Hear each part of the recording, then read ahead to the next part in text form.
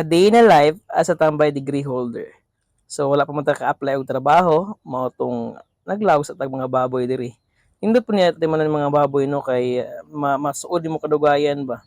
Kaya na bitong inagpadong palang kawa na excited na kay sila makita nimo kay kibaw na sila nga pakano na pud sila. Inubanan sa nindot kaayo nga view nila mga kois no.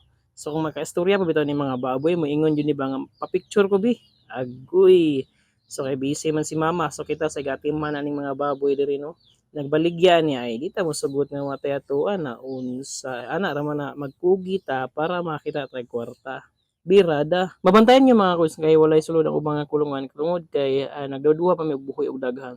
Kay last time ang good kay daghan ang nagsakit sa mga silingan nga mga baboy. Nya mahadlok mi nga maapektuhan diri kay uso pud ra ba ang sakit sa ubang lugar. So mga tong hinay-hinay lang sa among pagbuhi mga quiz no. So mao ra to. Daghang salamat ug have a great day.